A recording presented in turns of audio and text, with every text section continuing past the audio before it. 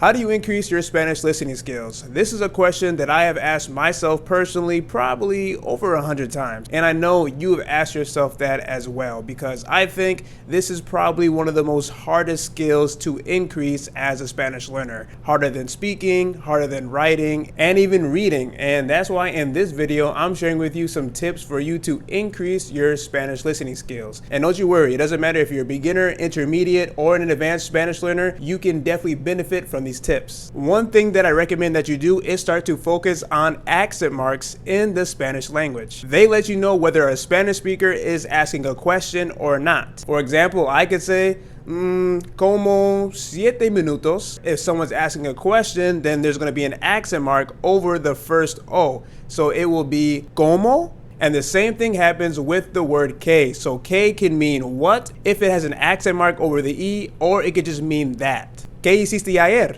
And without the accent mark, I can say something like, ¿Es algo que te gustó? In this case, I actually was asking a question, but que did not mean what, it just means that. If you didn't notice, I'm also changing the tone of my voice and my expression. So it really makes a difference when you are trying to understand what a Spanish speaker is saying to you, or what a Spanish speaker is saying on a TV show. Another reason why you should focus on accent marks when you are trying to increase your Spanish listening skills is because of storytelling. Is a Spanish speaker talking about something that happened in the past, in the present, or in the future? Once we know how accent marks are used and how they are placed, this makes this process of trying to figure that out a lot easier. Let's look at the verb comer, which means to eat in Spanish. If I want to say I eat, I say yo como. If I want to say I ate, I would say yo comí or yo comía. And even though it is a small little change, it definitely affects the way that we comprehend a Spanish speaker. No estoy comiendo, tampoco yo no comí, pero yo comeré. Another good method that you can use to increase your Spanish listening skills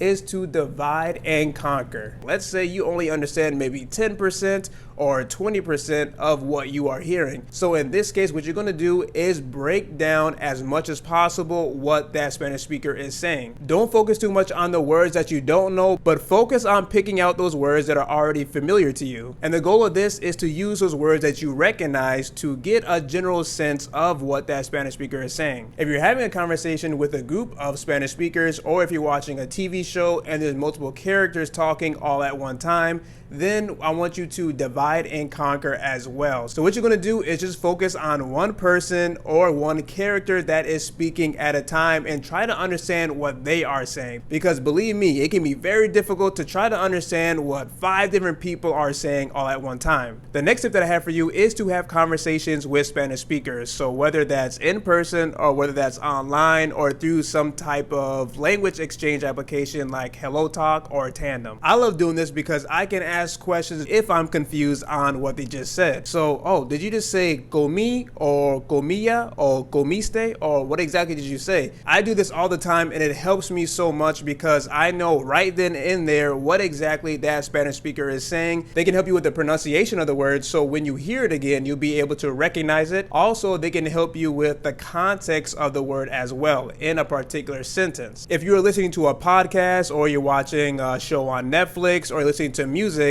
what you would have to do to be able to get these answers is basically listen to it over and over and over again, and then maybe try to look up some things as well. But that's why I like talking with a Spanish speaker, because I'm able to get that from them. Make sure you know how the letters of the Spanish alphabet sounds, because sentences are made out of words and words are made out of letters. So if you don't know how those different letters sound, then you're not going to be able to understand what that particular word is that a Spanish speaker has just said. If you have seen any of my videos where I'm having an ITALKI lesson, I'm doing this method a lot. So a lot of times when I don't understand what my tutor has told me, I ask them to repeat the same word that they just said. Because when I piece together all those letters, then I have that word. And then for me, it's like a script in my head. Let's say that you do not know how to spell the word hola in Spanish, which means hello. So the way to spell this word is H-O-L-A. and the H is silent. So that's why it's very important to understand the different rules of the alphabet as well. So now that you know that Hola is spelled like Hola, you have a little visual in your head, I imagine,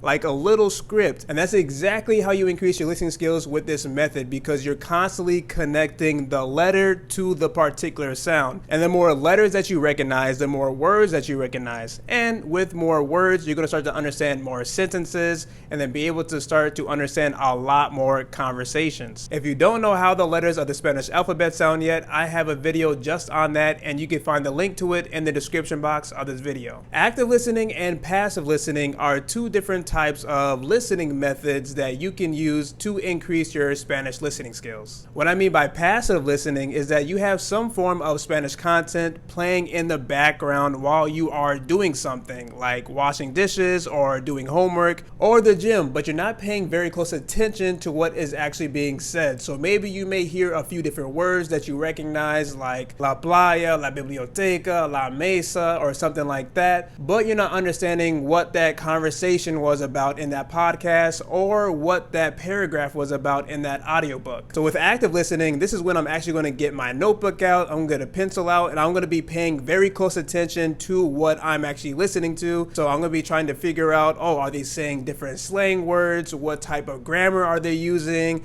Are they talking in the past? Are they talking in the present? And then also just trying to get an overall sense or trying to understand what these different characters are talking about in a particular chapter of an audiobook. I love passive listening because I think it really develops a really good habit for Spanish learners, and that is to be surrounded by Spanish all day long and every single day. However, I think active listening increases your Spanish listening skills a lot more because you're paying more attention and you're actually trying to figure out what is being said. Increase your knowledge of Spanish grammar. Now, I've realized over the past few years, after talking with many different Spanish speakers, that a lot of the basic grammar that I had that I learned in school does not really help me right now with the different conversations that I'm having and with the different Spanish learning resources that I listen to. Now, this happens to me a lot where I am following what the Spanish speaker is saying to me, but then they start to say something else that doesn't make any sense at all. Then I'm trying to figure out, wait, why does this word go here? Or why does that word go that way? Shouldn't it be used with a different verb or a different adjective?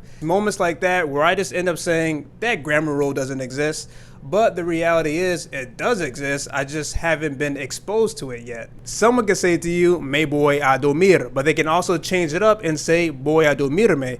Now let's say in this situation you didn't know that that second sentence could be made, so then you're left very confused. Then they continue to tell the story, but you're completely confused because you're trying to figure out how in the world that they were able to say that particular sentence that way. Once you increase your knowledge of Spanish grammar, you're going to see how much easier it is to understand Spanish speakers because you're not getting stuck. You're not having these types of moments where you get completely lost just because you're not used to the grammar structure that they just use in that sentence. And you will learn all the nuances of these transitional words, these pronouns, prepositions, etc. and etc. If you're enjoying this video, let me know by giving it a thumbs up. Also, let me know in the comment section below which one of these skills helps you to increase your Spanish listening skills. Don't forget to check out the links in the description box of this video for more resources for how you can increase your listening comprehension. Mi nombre es Josué, esto es Spanish Blueprints y siempre es un placer hablar contigo. Muchas gracias por ver este video y nos vemos pronto.